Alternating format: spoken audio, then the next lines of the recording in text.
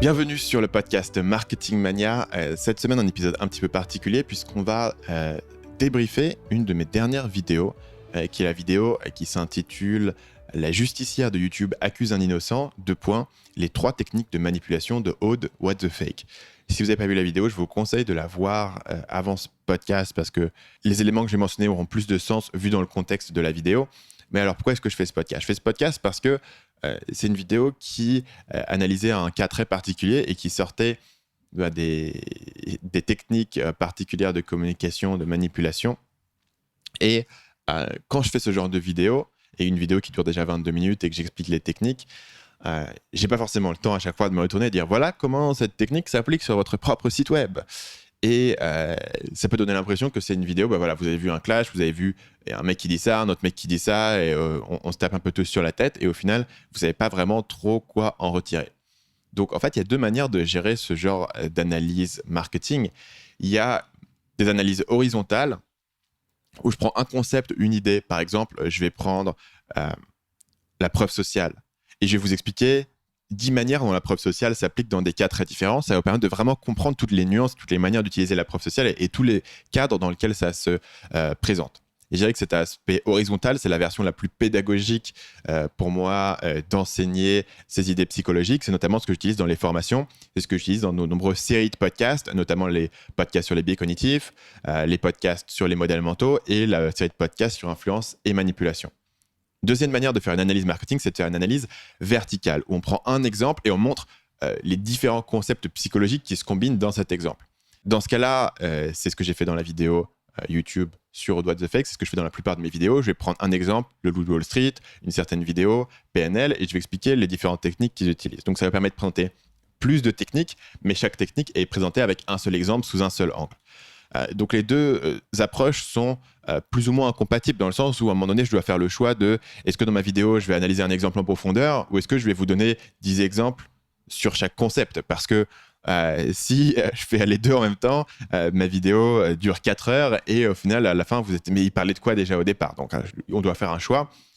Ce que je me suis demandé, c'est si je pouvais pas avoir le beurre et l'argent du beurre. Ce que je me suis demandé, c'est si je pouvais pas avoir une vidéo qui analyse de manière verticale un exemple en profondeur en vous expliquant toutes les techniques de manipulation qui peuvent entrer dans une vidéo entre guillemets journalistique pour vous donner l'impression que quelqu'un est coupable alors qu'on n'a aucun élément sur lui. Et deuxièmement, est-ce que je peux pas avoir un podcast qui prend chacun de ces concepts et qui vous explique différents exemples de chacun de ces concepts. Donc c'est ce que je vais faire aujourd'hui. On va voir comment les effets psychologiques qu'on a vus dans la vidéo sur Aude What the Fake s'appliquent dans d'autres domaines qui n'ont rien à voir avec le journalisme, qui n'ont rien à voir avec YouTube même, et comment est-ce que moi-même je peux les appliquer dans mon business, dans mes vidéos.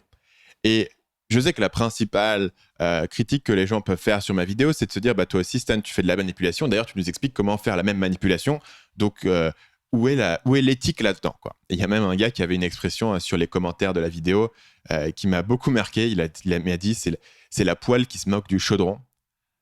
Alors, je ne sais pas si c'est vraiment une expression qui existe, mais je sais qu'il y a une expression américaine, anglaise qui suit un petit peu les mêmes lignes. Mais ici, voilà, donc c'est la poêle qui se moque du chaudron. Il faut comprendre que dans la vidéo, j'ai jamais critiqué l'utilisation des techniques en soi. C'est-à-dire que les techniques en soi ne sont ni bonnes ni mauvaises. Ce que je critiquais, c'était l'idée de se dire, voilà, j'ai fait une vidéo, je parlais du lama fâché, beaucoup de gens en ont parlé, il faut que j'ajoute un truc supplémentaire, donc je vais accuser un mec. Au final, c'est un mec que personne ne va défendre parce que c'est un sale vendeur de formation sur Internet, donc je peux assez facilement montrer que c'est un pourri. Personne ne va le défendre, personne ne va le croire. Il a de toute manière une chaîne où les vidéos dernièrement que fait Antoine, elles font entre 5 et 6 000 vues, donc probablement je peux le descendre et il sera pas reposté. Et au final, pour moi ici, on part sur un truc qui est de... voilà, bon, ce que j'ai fait, c'est pas exactement vrai, j'ai pas vraiment de preuves, mais bon, je pense quand même que le mec est coupable. De toute manière, c'est un pourri, c'est pas grave si je lui défonce la tête. Et toute l'information qui est derrière, donc toutes les preuves qui vont être apportées, je montre dans la vidéo point par point à quel point en fait ces preuves n'en sont pas. Et au final, toute la vidéo tourne juste sur les informateurs anonymes. Et j'ai jamais critiqué d'ailleurs l'utilisation des informateurs anonymes, contrairement à ce qu'on veut me faire dire. C'est-à-dire que si on veut utiliser des informateurs anonymes, on donne des informateurs anonymes. Mais n'allons pas autour des informateurs anonymes dire en plus je me suis rendu à son siège d'entreprise pour confirmer que c'était bien un pourri parce que la femme de ménage de l'immeuble n'a pas entendu parler d'Antoine B. Donc, il faut séparer un petit peu les choses. Donc, ce qui m'intéressait ici, c'était de me dire, OK, ces techniques, elles ne sont pas utilisées forcément à un bon usage dans cette vidéo en question. Ça ne veut pas dire qu'on ne peut pas apprendre quelque chose sur la psychologie humaine en regardant cet exemple. De la même manière où j'ai fait, bien sûr, des vidéos sur des arnaqueurs, comme le Loup de Wall Street. C'est pas forcément dire que je pense que ce que le Loup de Wall Street a fait, c'est bien. C'est pas forcément dire que parce que moi, j'utilise les mêmes techniques, je suis aussi pourri que lui. C'est simplement dire que, pour moi, c'est une étude de cas de psychologie humaine. J'ai envie de l'analyser pour comprendre comment ça fonctionne. Je sais qu'un certain nombre de personnes m'ont demandé ce que je pensais des retombées de l'affaire, puisque y a eu un live vendredi dernier de Aude, What the Fake. Ce que je vais faire, c'est que je ne vais pas en parler tout de suite, parce que ça peut me prendre plusieurs minutes de rentrer dans ces affaires-là. Ce que je vais faire, c'est qu'on va d'abord rentrer dans le gros de l'épisode. On va parler des 3 techniques les unes après les autres, de comment elles s'appliquent dans le marketing plus généralement, dans la psychologie humaine, dans la vie. Et en fin d'épisode, une fois qu'on aura tout bouclé et que je vous aurai passé un petit générique, je reviendrai et je vous parlerai du live qu'a fait Aude What the Fake et des retours un petit peu plus sur le côté drama sur cette affaire-là en particulier, parce que je sais que pas mal de gens m'ont posé la question, mais en même temps, j'ai pas envie que cet épisode revienne sur le côté drama. J'ai envie que cet épisode vienne sur le côté éducation et ce qu'on peut en apprendre. Puisque avant tout, ma vidéo, c'était une vidéo d'analyse pour comprendre comment est-ce que la vidéo d'Aude fonctionnait, et pas vraiment une vidéo pour attaquer Aude en particulier, parce que Aude, au final, disons que le nombre de personnes qui disent des fausses choses sur Internet ou qui attaquent des gens que j'aime bien, voilà, peu importe. Et si on avait attaqué Antoine sur les choses sur lesquelles il est attaquable, et les conneries qu'il a pu dire par le passé, parce que je suis sûr qu'il en a dit dans ses centaines de vidéos, bah, je m'en fiche, il est assez grand pour se défendre lui-même. Donc, je ne veux pas faire de ce podcast un podcast de drama. Je vais faire de ce podcast un podcast d'éducation sur la partie psychologique.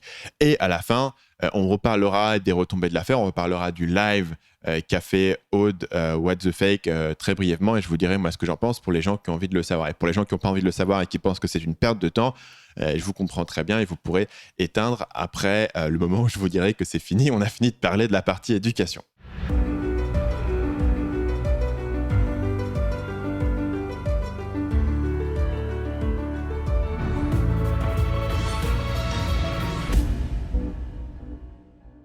Donc la technique numéro 1 que j'avais illustrée avec la technique de Aude What the Fake, c'était le spectacle. J'ai déjà mentionné l'exemple. Dans la vidéo d'Aude What the Fake, elle va se rendre sur les Champs-Élysées, elle va parler à 2 gardiens d'immeubles et elle va en conclure qu'il s'agit d'une fausse adresse, et avec l'aspect caméra cachée, investigation, on a l'impression qu'on parle d'un truc super mystérieux, alors qu'en fait on se rend dans un accueil d'immeuble accessible à tout le monde, on parle aux gardiens qui sont au rez-de-chaussée.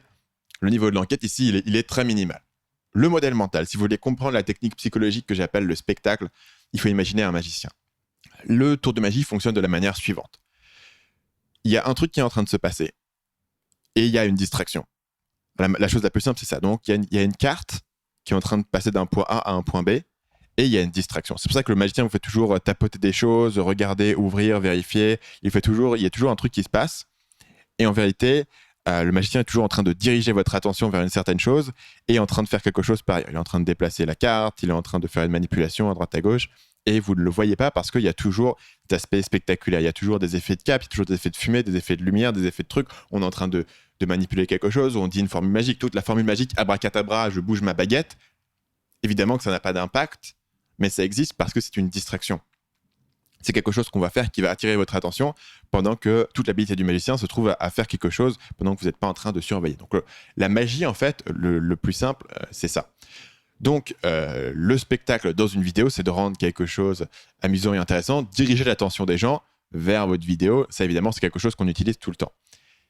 C'est un élément qui est utile pour prendre quelque chose qui n'a rien à voir avec YouTube quand vous avez une résistance psychologique que vous voulez lever.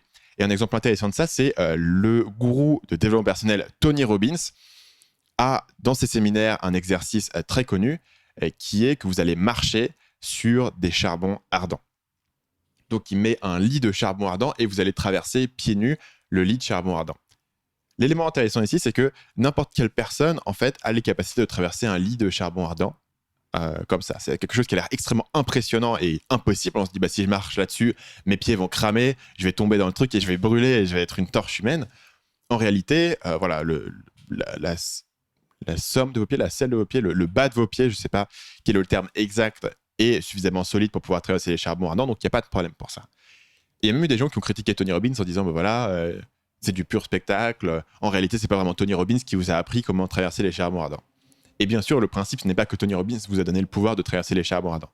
L'utilisation des charbons ardents, c'est tout simplement une démonstration spectaculaire. C'est l'idée de dire, à la fin de ce week-end, vous allez traverser les charbons ardents et regardez comme ça fait peur. Et tout d'un coup, vous avez quelque chose de très physique, de très immédiat, vous pouvez sentir la brûlure sur vos pieds. Et en contraste, les exercices psychologiques de développement personnel que Tony Robbins va vous demander de faire tout au long du week-end ont l'air moins intimidants. Et une fois que vous aurez traversé ce charbon ardent, vous aurez cette inspiration de dire « Waouh, je peux faire plein de choses que j'aurais jamais pensé pu faire ». Évidemment, vous pouvez le faire même sans aller chez Tony Robbins, mais dans ce contexte, avec cette démonstration, avec ce spectacle, ça construit une idée que vous pouvez dépasser vos limites. Un autre exemple, sans aller sur quelque chose de physique, sur du charbon ardent, ça serait le storytelling personnel. Ici, je vais prendre l'exemple de la séduction, ou plutôt des hommes qui pensent que les femmes ne vont jamais s'intéresser à eux. Il y a un certain nombre d'hommes qui pensent que voilà, je suis un peu un loser, je suis pas assez beau, je suis pas assez grand, je suis pas assez drôle. Et donc les femmes vont jamais s'intéresser à moi. Je serai toujours un peu tout seul.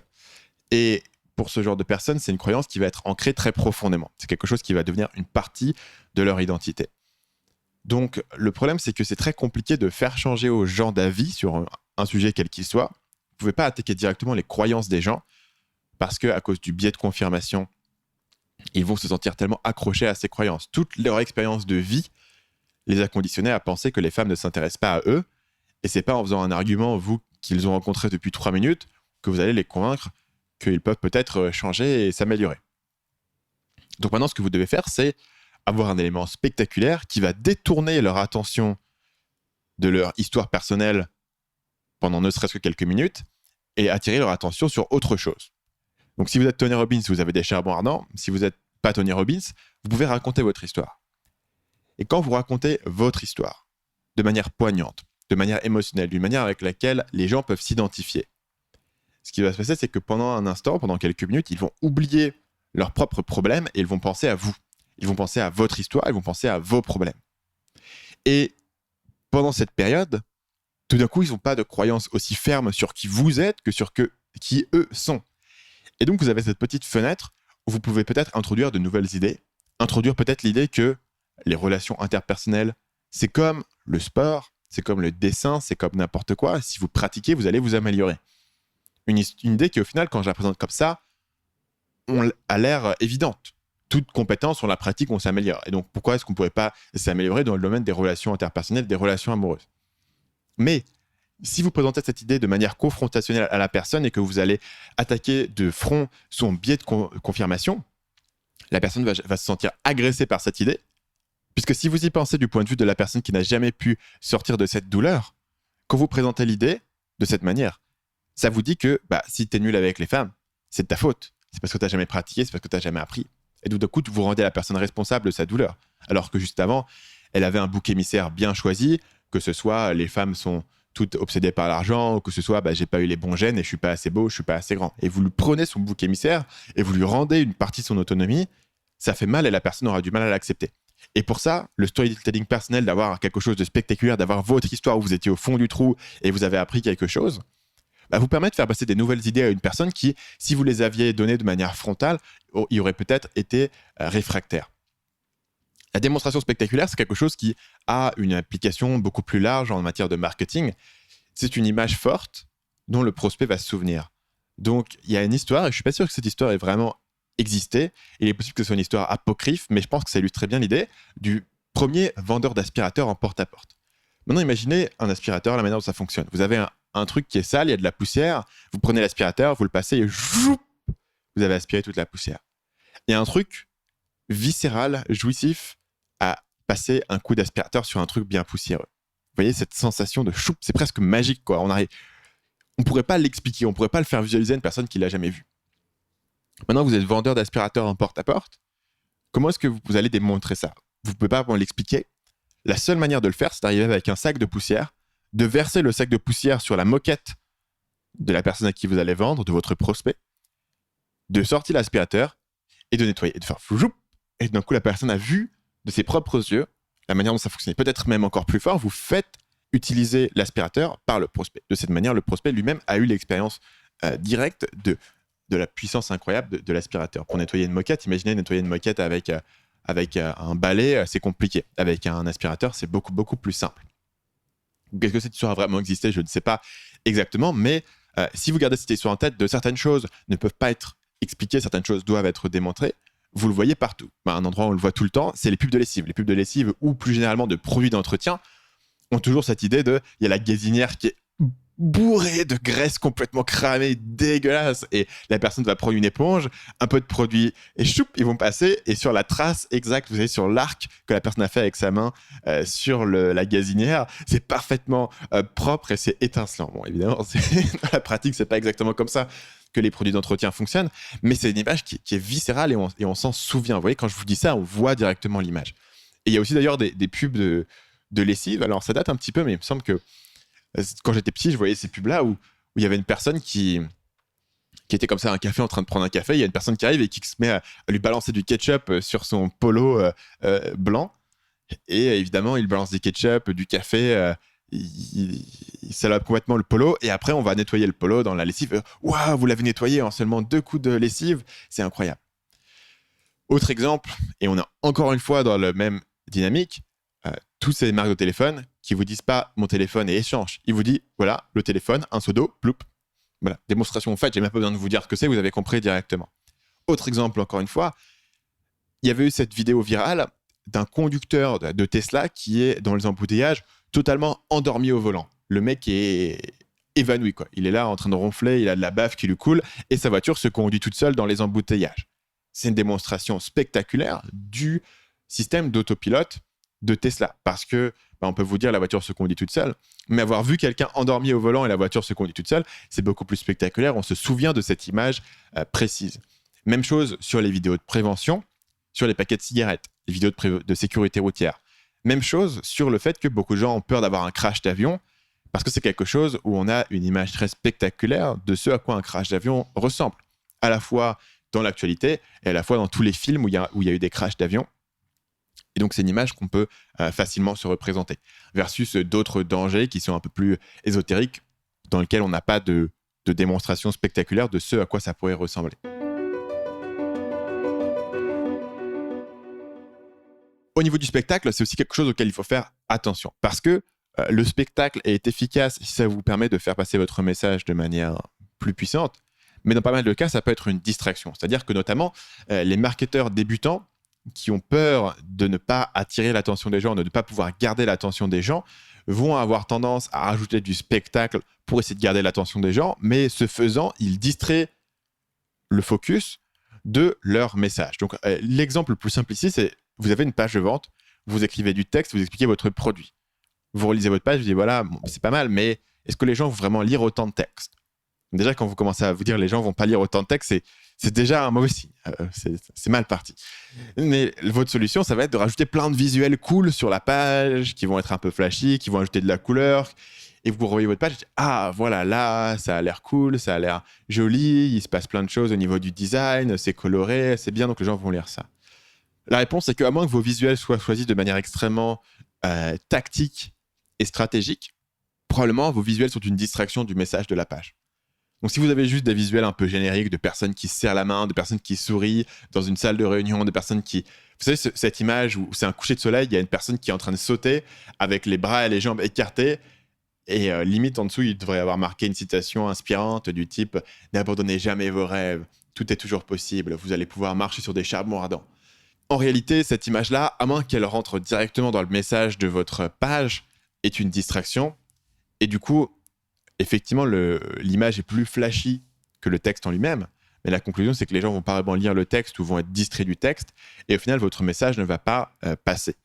Donc, si vous utilisez des visuels, par exemple, sur une page de vente, c'est important de choisir des visuels qui renforcent directement le message. C'est pour ça que sur mes pages de vente, comme le message, c'est pas de dire vous allez vivre au bord de la piscine, je mets pas d'image de gens qui sont en train de bosser sur l'ordi au bord de la piscine. Même si dans la pratique, si vous appliquez mes conseils et que vous devenez entrepreneur sur le web et que vous avez envie de vivre au bord de la piscine, vous allez pouvoir bosser au bord de la piscine. Je veux dire, dans la pratique, c'est possible. C'est pas faux en soi de mettre cette image. Mais le problème, c'est que comme mon message ne tourne pas autour de cette idée-là, ça détruirait mon message. Au contraire, bien sûr, il y a certaines personnes qui vous vendent des formations pour devenir riche rapidement, et dans ce cas-là, ça peut être intéressant de mettre des images de Lamborghini, puisque ça renforce le message. Mais dans mon cas, c'est pas le cas. Et donc, dans mon cas, les seuls éléments visuels que je vais mettre sur ma page de vente sont des éléments qui vont être du coup pas aussi intéressants visuellement. Ça va être des graphiques sur les aspects marketing, sur les taux de conversion. Ça va être des exemples de screenshots de pages que j'ai fait ou de business qui sont intéressants, qui soutiennent du coup mon argument. Si vous regardez mes vidéos YouTube, je vous montre pas mal de visuels pour garder votre attention, mais c'est toujours des choses qui doivent renforcer ce que je suis en train de dire. Si je vous montre un visuel qui n'a rien à voir avec ce que je suis en train de dire ou qui a une relation assez tangente par rapport à ce que je suis en train de dire, 50% de votre attention va être sur le visuel et 50% va être sur ce que je vous dis. Donc du coup, j'ai été à l'inverse de mon objectif. Finalement, est-ce que moi, j'utilise la technique du spectacle dans ma vidéo? Bien sûr, j'utilise la technique du spectacle dans la mesure où je montre quelque chose pour pouvoir parler de mes techniques psychologiques. Donc, je pourrais vous parler de manière fade de 3 techniques psychologiques pour manipuler les gens. Technique numéro 1, le spectacle. Donc, en un sens, vous pourriez dire que le simple fait de prendre un exemple à analyser, c'est déjà une démonstration spectaculaire, en fait, de mon analyse et des techniques que je présente. Et ça, c'est vrai. Ensuite, il y a relativement peu d'utilisation du spectacle dans cette vidéo, puisque je pense que mon message de base est assez fort et suffisamment intéressant. Et le drama inhérent dans le fait d'avoir une journaliste qui peut-être est en train de dénoncer un innocent est suffisamment fort pour que je n'ai pas besoin de mise en scène supplémentaire là-dessus. Je dirais qu'il y a une mise en scène vraiment dans la vidéo. C'est la partie où je vais citer de mémoire un passage de Tintin. Donc, pour remettre en contexte par rapport à cette vidéo, Tintin joue un rôle inattendu dans cette affaire, dans le sens où la chaîne La Main Fâchée prend son titre très probablement d'une BD de Tintin. C'est le Temple du Soleil. C'est un passage où Capitaine Haddock va énerver un lama et le lama va lui cracher dessus. Et il y a un Péruvien, il me semble que ça se passe au Pérou, je peux me tromper, il me semble que c'est un Péruvien qui dit quand lama fâché, lama toujours faire ainsi. Donc il y a cette citation de Tintin et la question c'était est-ce que c'est vraiment plausible que 2 personnes différentes en France se souviennent de ces citations de Tintin? Et à mon sens, oui, parce que moi j'ai grandi dans des baraques où à l'époque on n'avait pas Internet. Souvenez-vous, quand moi j'ai grandi dans les années 90, on n'avait pas Internet, on n'avait rien à faire pendant l'été. Et vous étiez là pendant 3 semaines coincés dans une baraque. Et je peux vous dire que des Tintins, des Gaston, des Spirou, des Black et Mortimer, j'en ai mangé quoi. J'en ai lu, je les ai tous lus en long, en large et en travers. Et donc j'ai une bonne connaissance des différents albums de Tintin et des citations. Et notamment, en plus des BD, j'avais une VHS, la VHS du Lotus Bleu. Et dans le Lotus Bleu, il y a cette citation qui est, il y a un personnage qui veut tuer Tintin. Et il nous dit, Lao Tzu a dit qu'il faut trouver la voie, mais avant ça, je dois vous couper la tête. Voilà. Une citation... elle m'a marqué à vie, voilà, c'est comme ça. On peut être marqué à vie par une citation de Tintin, je ne sais pas quelles sont les séquelles psychologiques exactement, mais le fait de pouvoir moi-même citer dans ma vidéo de mémoire cette citation de Tintin a cet effet de démonstration spectaculaire, de dire voilà, si moi-même je peux me souvenir d'une citation de Tintin, et c'est pas la seule d'ailleurs, mais c'est celle qui m'a le plus marqué, est-ce que c'est plausible que 2 personnes aient cette coïncidence? Effectivement, c'est une coïncidence qui est forte, d'avoir utilisé la même référence au Temple du Soleil.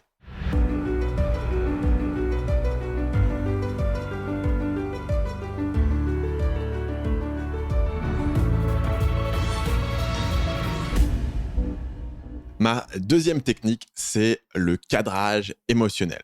L'idée ici, c'est que une certaine émotion, ou plutôt une certaine information va être comprise dans un contexte. Et ça, c'est le concept de cadrage. Donc, le cadrage, c'est l'idée qu'on comprend l'information par rapport à ce qui vient avant.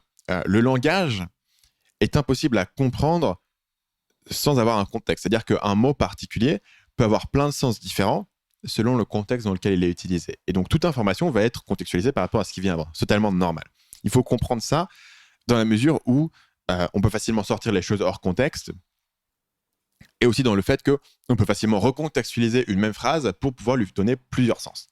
Donc si j'ajoute un deuxième mot à cette idée, qui est le cadrage du coup émotionnel. Donc c'est l'idée de comment est-ce qu'on peut faire ce cadrage, non pas en manipulant les émotions qui sont autour, mais simplement en manipulant l'émotion.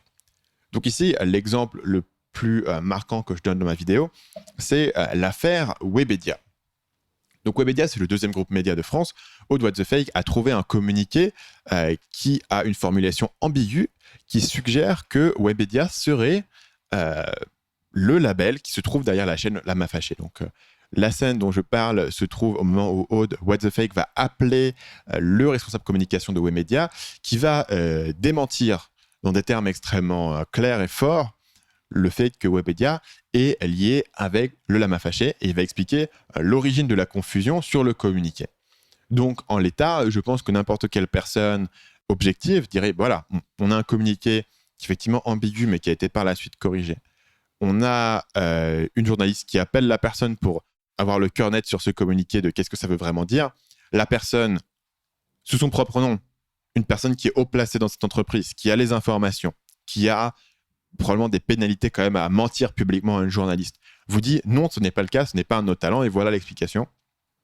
Normalement, ce que vous concluez, c'est voilà, le communiqué de base a été écrit par un stagiaire qui s'est mal exprimé, et il y avait une ambiguïté qui a été corrigée, il n'y a aucune autre preuve qui nous dise que Webedia est derrière La M'a Fâché, donc on en conclut que ce n'est pas La M'a Fâché.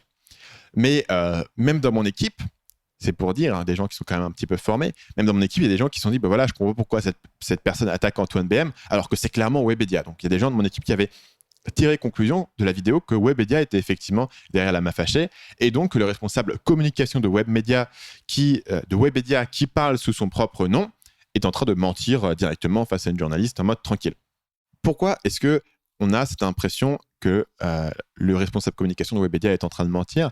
C'est parce qu'au moment où lui parle, Aude, What the Fake, roule des yeux. Elle nous signale par son visage que voilà, il est en train de mentir et moi, j'y crois pas une seconde. Et donc, comme l'extrait passe assez vite, comme vous n'avez pas vraiment de contexte sur la conversation et que tout votre contexte est donné par Aude What the Fake et qu'elle vous dit non seulement que ces gens ne voulaient pas lui parler, que ces gens ont quelque chose à cacher et qu'en plus, elle vous montre par son visage qu'ils sont en train de mentir, vous en concluez qu'il est en train de mentir. Sachant que on pourrait dire c'est injuste de critiquer quelqu'un sur ses expressions de visage qui sont spontanées. Et si c'est ce qu'elle a pensé au moment, c'est ce qu'elle a pensé au moment. Mais quand on sait que c'est des scènes qui sont retournées après, donc toutes les scènes où elle appelle quelqu'un dans son reportage sont retournées a posteriori. Ça veut dire que les émotions sont choisies et c'est un jeu d'acteur de dire je vais complètement décrédibiliser cette personne en roulant des yeux quand elle me parle. A posteriori, sachant que la personne n'a pas de possibilité dans le moment de répondre ou de se défendre, parce que c'est quelque chose qui va être modifié a posteriori. Dans ce cas-là, vous pouvez donner l'impression qu'une personne qui vous dit la vérité dans un contexte totalement logique, une personne qui aurait de grosses pénalités à mentir, est en train de mentir simplement sur le cadrage émotionnel. Donc c'est très efficace. La principale utilisation du cadrage émotionnel, c'est assez proche de celle qu'utilise Aude d'ailleurs, c'est de discréditer un individu très facilement. C'est la manière la plus facile, très efficace, qui marche à tous les coups de discréditer un individu. Cette technique-là a un nom spécial quand on veut discréditer un individu, et ça s'appelle empoisonner le puits. Quand vous empoisonnez le puits, ça veut dire que vous allez donner des informations négatives sur un individu avant de le laisser s'exprimer, de manière à ce que la personne qui vous écoute se dise directement « Ok, cette personne est un pourri, donc je vais discréditer ce qu'elle va dire juste ensuite. » Donc par exemple, si vous êtes un journaliste, vous pouvez écrire « Selon Jean-Michel Dupont, dont l'entreprise a licencié plus de 500 employés en Moselle l'an dernier, blablabla. Le contexte économique est difficile. » Voilà. Comme on vous a dit que le mec avait licencié plus de 500 employés en Moselle, vous dites « Ok, bon, directement, je sais qui c'est. Le mec, c'est un gros capitaliste, il a un gros bedon, il a des espèces de bretelles, il a un cigare, il a les pieds sur le bureau et il a un rire machiavélique et il fume son cigare en licenciant des gens. Directement, je le vois. » Évidemment, l'information qu'on vous donne pour qualifier cette personne, on pourrait vous donner plein d'informations différentes. On pourrait vous dire, voilà, Jean-Michel Machin de l'entreprise Bidon, voilà, XY. On pourrait vous dire Jean-Michel Machin qui travaille depuis plus de 25 ans dans l'industrie et qui a fait ses premiers licenciements seulement l'année dernière, vous dit que le contexte économique est difficile. Donc, en changeant l'information qu'on vous donne pour qualifier Jean-Michel Dupont, on va complètement changer si vous pensez qu'il est crédible, si vous pensez qu'il est moralement défensible. Un autre exemple, qui pour le coup est un vrai exemple, c'est le youtubeur PewDiePie. J'ai fait une vidéo sur PewDiePie et je suis assez intrigué par le personnage. C'est un youtubeur que j'apprécie personnellement, qui est souvent assez maltraité dans la presse. Et la manière dont on va discréditer immédiatement PewDiePie, c'est dire le youtubeur PewDiePie qui a souvent été accusé d'être raciste et antisémite. Voilà, bon, vous avez dit raciste, antisémite, c'est fini. La personne, elle peut être enterrée, quoi qu'il va dire après, il est mort. Le fait que les accusations étaient valables ou pas, bah, vous n'avez pas le temps de le traiter et c'est pas le sujet. Vous dites il a été accusé. Moi, j'ai pas dit qu'il avait été coupable. J'ai rien dit. Je suis défendeur. Je suis pas coupable. C'est très facile. C'est très très très facile et vous pouvez le dire de manière et personne peut vous reprocher d'avoir dit le youtubeur PewDiePie qui a été accusé d'être raciste et antisémite parce que PewDiePie a été accusé d'être raciste et antisémite à tort, d'accord? Peu importe, il a été accusé. Voilà, vous l'avez dit, on peut pas vous le reprocher, c'est factuellement correct, mais vous avez empoisonné le puits. Et après, quand il va dire ensuite un truc, voilà, bah oui, mais c'est un antisémite qui le dit, donc on va quand même pas écouter ce mec. Et il y a un concept dont j'avais parlé dans ma vidéo sur Macron, qui est le concept des étiquettes. Et les étiquettes, c'est quelque chose qui est très efficace. Vous collez une étiquette sur quelqu'un, ça peut être raciste, ça peut être antisémite, mais selon le public visé, ça peut être des choses très différentes. Par exemple, dans les commentaires de ma vidéo sur Who Was the Fake, c'est hallucinant que les gens disaient « Ouais, bon, ok, c'est une journaliste France Télé, on peut rien s'attendre de France Télé, c'est tous des pourris. » Pour ce type de public, dire que quelqu'un est un journaliste chez France Télé est en soi une manière de les décrédibiliser. Donc vous voyez que l'étiquette ici, les gens jugent la personne sur son étiquette, elle est journaliste France TV, donc elle est coupable. L'étiquette BFM va aussi, pour certaines personnes, être en soi une accusation, un élément à charge. Bon, c'est BFM qui le dit, c'est forcément faux. Et l'étiquette qui est utilisée par Aude, et c'est assez subtil, c'est serial entrepreneur.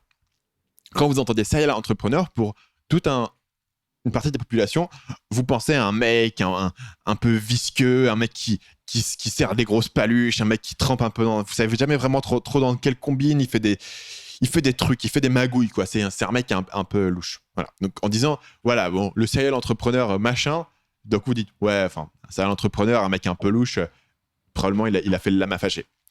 Donc ça, c'était empoisonner le puits, donner une information négative sur une personne pour décrédibiliser ce qu'elle va dire ensuite.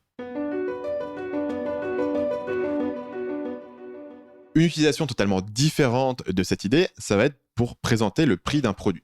Si vous arrivez, vous avez un produit et vous dites, voilà, mon produit, ça coûte 100 €. Est-ce que la personne va acheter? La personne va se dire, voilà, 100 €, c'est un peu cher, enfin, c'est quand même beaucoup d'argent, 100 €.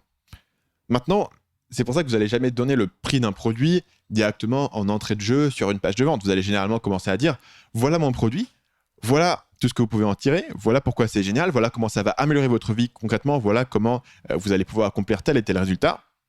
Mon produit coûte 100 €.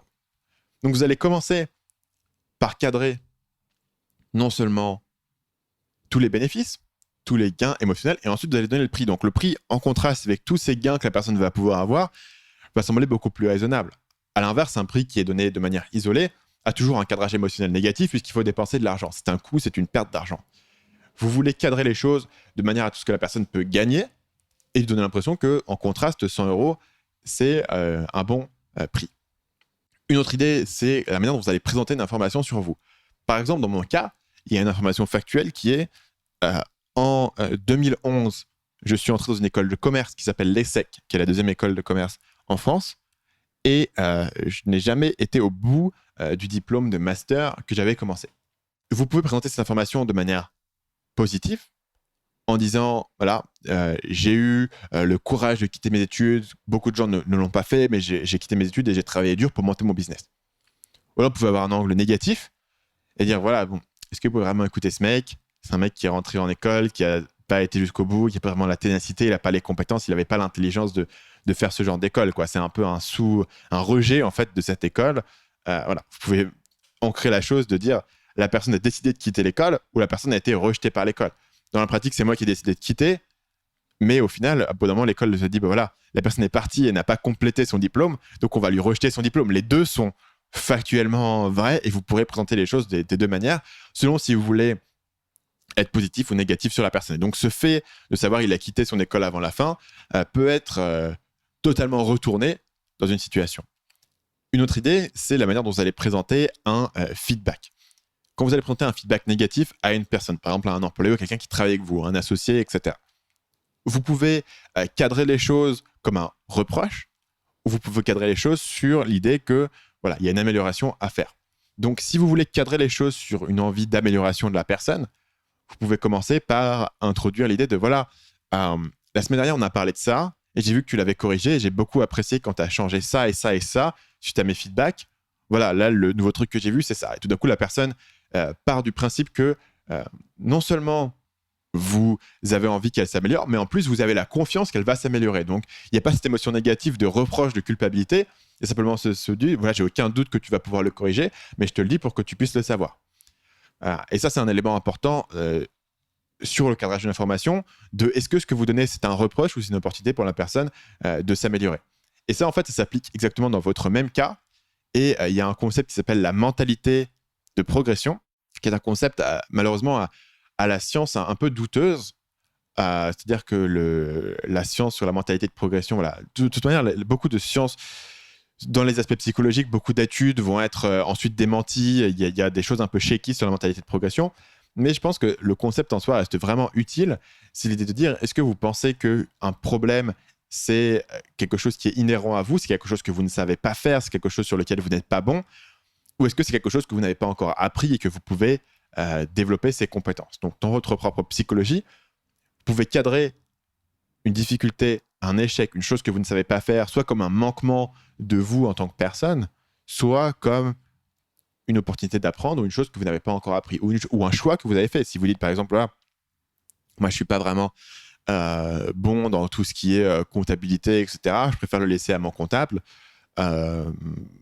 C'est un choix que j'ai fait. Mais si je voulais vraiment apprendre, je pourrais apprendre, mais ce n'est pas forcément ça qui m'intéresse actuellement. Voilà. Dans ce cas-là, vous cadrez un manquement de connaissances d'un point de vue du choix, ou peut-être que c'est encore mieux de le cadrer du niveau de la progression, de dire voilà, je sais pas du tout, je connais rien au niveau comptabilité, mais je vais choper 2-3 bons bouquins et je vais apprendre.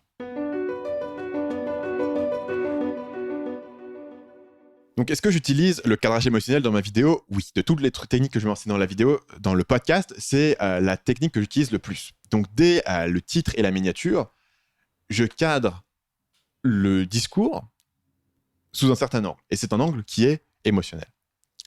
Mon titre, c'est « La justicière de YouTube accuse un innocent ». Et dans l'introduction, je vais vous dire que c'est une journaliste qui est coproduite par France Télé. Ce que je souligne ici, c'est l'importance de l'analyse que je suis en train de faire et aussi la dérive éthique. C'est-à-dire que si je vous dis simplement il y a une personne il y a un YouTuber qui accuse un autre YouTuber d'avoir fait une troisième chaîne YouTube, axé comme ça, vous dites ouais, ok, on s'en fout, c'est le drama YouTube totalement débile, ça m'intéresse pas une seconde. Si je vous dis c'est une justicière qui dénonce les fake news, qui est produite par France Télé et qui accuse quelqu'un qui est innocent et qui en plus manipule les preuves qu'elle a pour donner l'impression que ses soupçons sont beaucoup plus fondés qu'ils ne le sont, tout d'un coup, ça change directement votre perception sur la même analyse que je pourrais faire. Je voulais en faire une vidéo qui était considérée comme étant une vidéo importante, c'est pas juste un clash sur la personne, puisque c'est vraiment le sujet de ma chaîne, et pas juste non plus une rectification d'erreur. Le sujet de la vidéo, c'était de dire, voilà, comment est-ce que des gens, même qui ont l'air crédibles, peuvent manipuler l'information de manière à vous faire croire des choses que vous n'auriez pas crues si l'information était présentée de manière plus objective.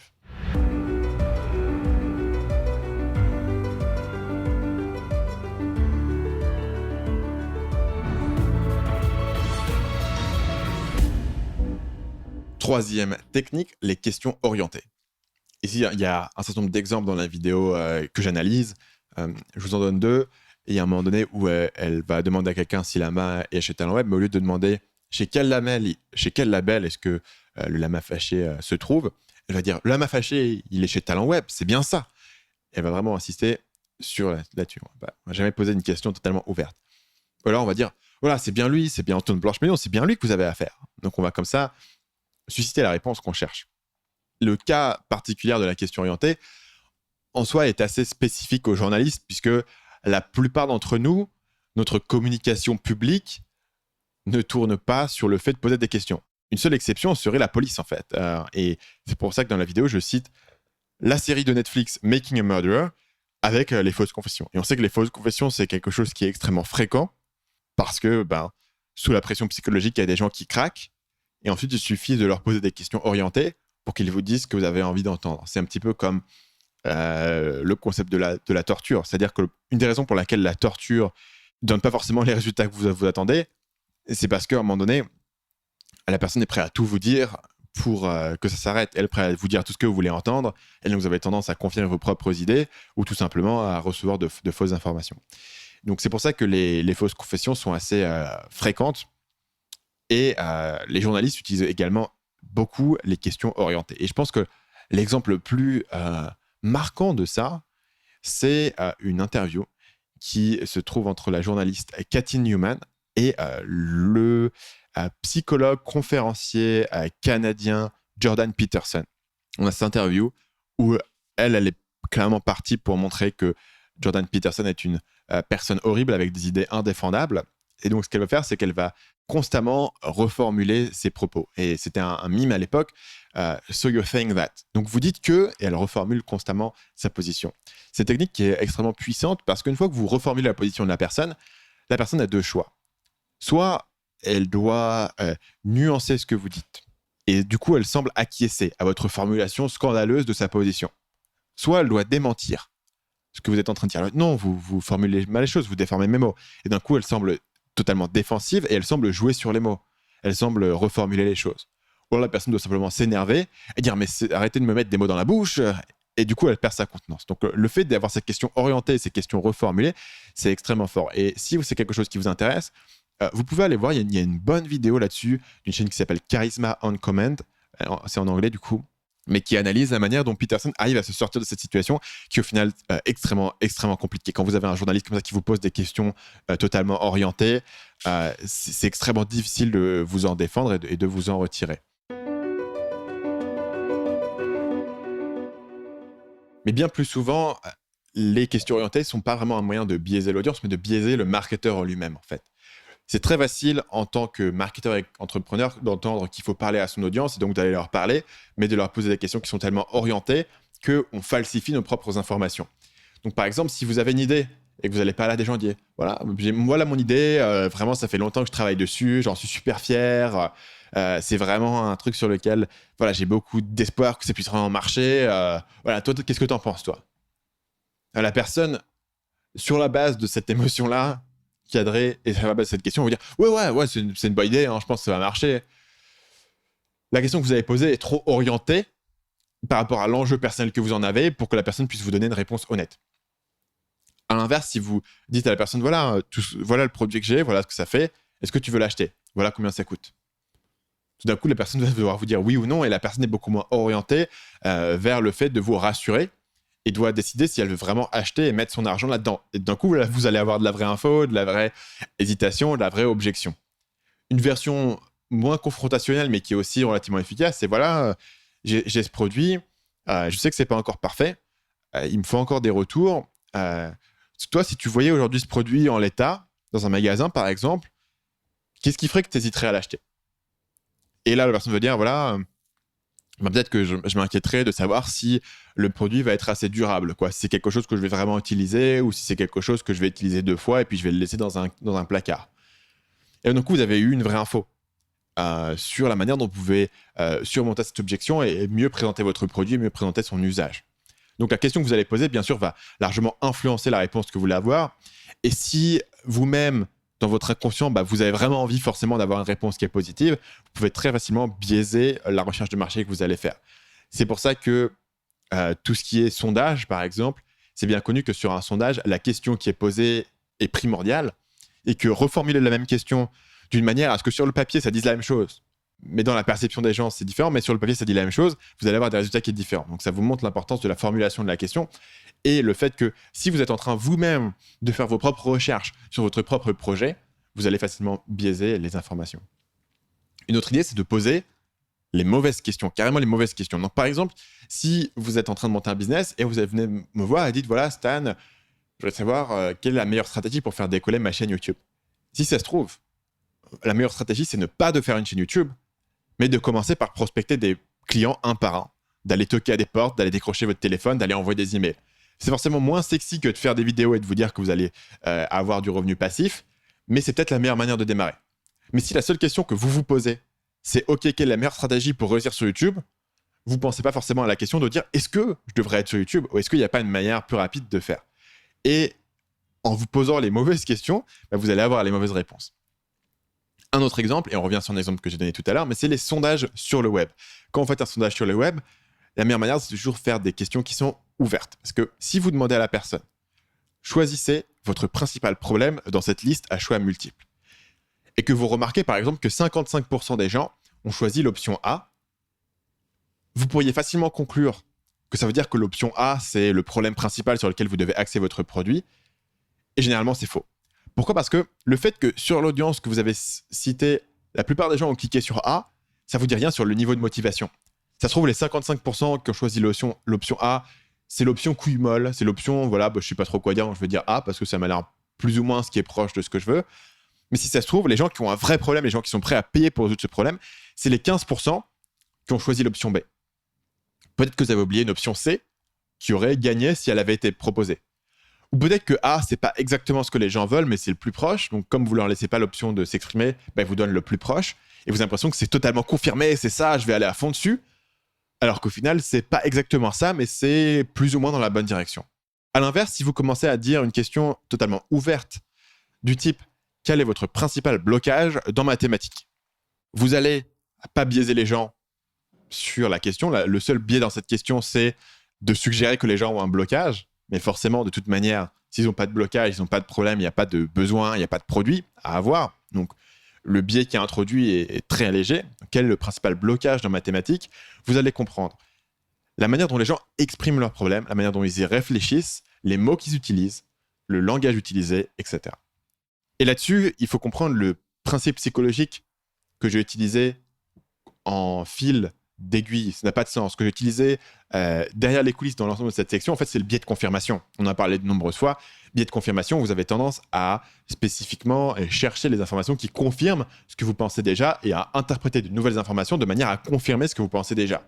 Et ici, ce que je vous dis, c'est que si vous voulez contrecarrer ce biais de confirmation qui est une tendance naturelle et universelle de l'esprit humain, une bonne pratique, c'est d'aller spécifiquement chercher des informations qui sont contraires à notre idée de départ. Parce que les informations qui confirment ce que vous pensez déjà, vous allez les trouver naturellement. Par contre, vous n'allez pas naturellement aller chercher les informations contradictoires. Et donc, il faut se forcer pour les trouver.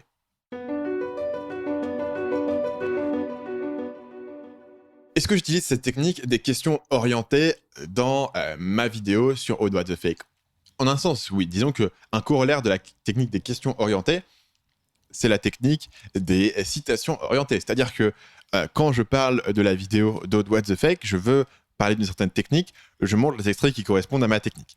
Donc en un sens, j'oriente la conversation sur les choses qui correspondent à mon sujet. Les gens m'ont dit, voilà, t'as pas parlé du passage où Aude va parler à un avocat pour dire que le lama il fait des faux concours, parce que je n'ai rien à dire sur ce passage. Donc c'est vrai que vous voyez la différence entre les deux. Quand, par exemple, Aude va pouvoir faire un live d'1 heure, et j'en parlerai plus tard, la partie drama, on y arrive plus tard, mais Aude va pouvoir faire un live d'1 heure où elle va débriefer sur la vidéo, sans jamais, à un seul instant, parler des erreurs factuelles qui sont dans la vidéo, ou du fait que peut-être elle aurait peut-être pas dû balancer le nom de quelqu'un sans avoir trop de preuves. Elle peut ne pas en parler une seule seconde, puisque personne n'est là pour lui poser des questions orienté vers le sujet. C'est aussi le rôle du journaliste de l'interview, et en l'occurrence, le rôle d'un journaliste dans une interview, c'est justement de poser un petit peu ces questions, puisque sinon, on aurait pu juste donner l'antenne libre à la personne, et un politicien pourrait s'exprimer et faire son discours, et on comprend que dans une interview, on aura une chose qui est différente, puisqu'on ira chercher certains sujets, on va forcer la personne à rester sur un sujet. Donc, dans ma vidéo, en étant sélectif sur les informations que je montre, forcément, j'utilise ce biais de sélection, c'est tellement inévitable, et c'est un truc qui me gêne le plus dans ce travail d'ailleurs, parce que toutes les vidéos que je fais font le choix d'avoir un certain point de vue, de montrer un certain élément, et ne peuvent pas être exhaustives, puisque si je citais l'ensemble du travail, j'ai fait une vidéo sur PNL, l'ensemble des vidéos de PNL, et j'ai analysé l'ensemble de tout ce qu'ils fait dans toutes leurs vidéos, ma vidéo serait un fouillis et serait irregardable. Donc il y a forcément une sélection, et je pense que c'est là où le principe... C'est le biais qui est inévitable d'introduire dans une vidéo de ce type, et c'est aussi un biais qui est extrêmement puissant et qui est invisible en fait, puisque c'est très compliqué, et c'est pas le cas dans la vidéo d'Aude. Mais mettons que dans la vidéo d'Aude, il y avait un biais de sélection significatif sur, par exemple, les vidéos du lama fâché.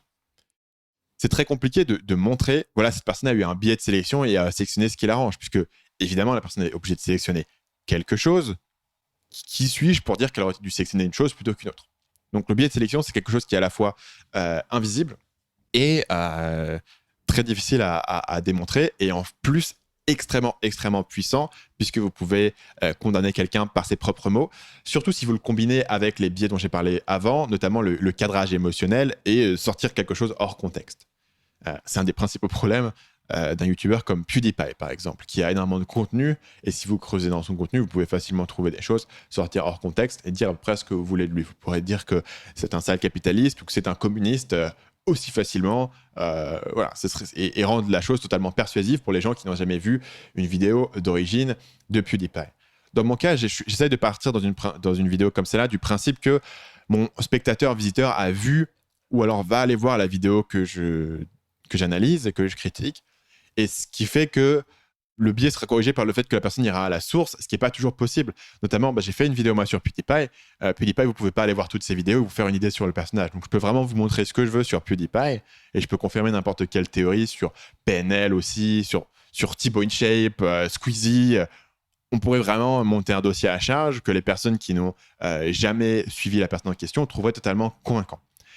Maintenant, est-ce que c'est ce que je fais sur Aude What the Fake? En un sens, le fait que je me concentre que sur une seule vidéo, c'est une force et une faiblesse, dans le sens où je vous analyse cette vidéo en profondeur et je ne pense pas changer la teneur de la vidéo d'origine, mais est-ce que je fais justice au fait que par le passé, Aude a fait plein de vidéos où elle n'a pas accusé d'innocent? Donc voilà, je dis clairement que je me concentre sur une seule vidéo. On pourrait dire c'est dommage de ne pas avoir rendu hommage à toutes les bonnes choses qu'elle a fait par le passé. Après, encore une fois, il faut faire un choix, et je pense que quand on est journaliste, il y a quand même un niveau de standard qui fait que même si généralement on fait du bon boulot, de temps en temps, j'ai accusé un innocent, c'est pas très grave, il y a des dommages collatéraux. Je pensais pas que c'était acceptable, et donc je pensais pas que c'était malhonnête de ma part de faire une vidéo qui dénonçait ça. Inversement, imaginez que vous faites une vidéo sur un YouTuber humour pour dire qu'il n'est pas drôle, ça serait un peu malhonnête de prendre la vidéo la moins marrante qu'il a fait, de dire c'est vraiment de la merde. Ça se trouve, ce jour-là, il n'était pas drôle, il n'était pas en forme, il avait la grippe, son grand-père était malade, on ne sait pas. Ouais. Donc, le choix de savoir si la sélection d'une vidéo pour l'analyser et montrer une faiblesse est justifiée pourrait se défendre, et c'est clair que c'est contextuel. Et je pense que dans ce cas, sur un journaliste qui fait cette vidéo, et en plus, c'est de loin la plus grosse vidéo de la chaîne d'Aude What the Fake, je pensais qu'il y avait quand même des manquements qui étaient significatifs et qui valaient la peine d'être analysés.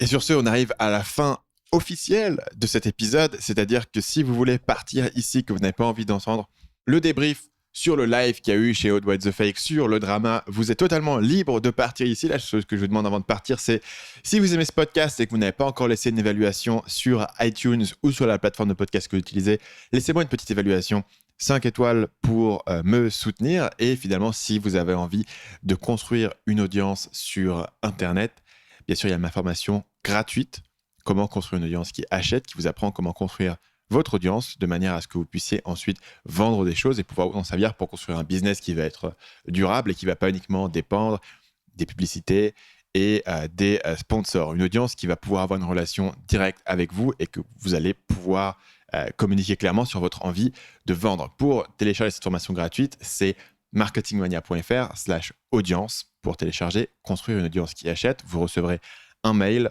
par jour pendant 7 jours qui vous apprend les bases de ce qu'il faut savoir sur le choix de votre idée, le positionnement, comment communiquer, comment écrire et construire votre contenu de manière à attirer une audience. C'est marketingmania.fr/audience.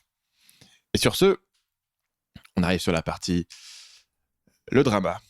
Ceux d'entre vous qui se demandent quelle est ma réaction par rapport au live, quelle est ma réflexion par rapport à toute cette affaire. C'est vrai que j'ai un YouTuber qui m'a contacté par message privé sur Twitter en me disant qu'il n'arrivait pas vraiment à se faire une idée sur cette affaire. C'est-à-dire qu'il y a un côté vraiment étrange, vraiment paradoxal dans cette affaire, qui est de pourquoi est-ce que Aude, qui a tout intérêt à maintenir ce côté un peu journalistique, je suis meilleur que vous, j'ai ma carte de journaliste et moi j'ai des vraies sources et je suis soutenu par France Télé, pourquoi est-ce qu'elle aurait prendre le risque d'attaquer un random YouTuber en disant que c'est lui la m'a fâché si elle n'était pas sûre?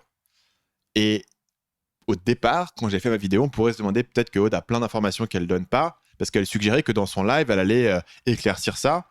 J'ai regardé le live entier, en direct, j'étais là dans les commentaires, et c'était bien le bordel d'ailleurs dans les commentaires, et vous avez été très nombreux à poser ces questions.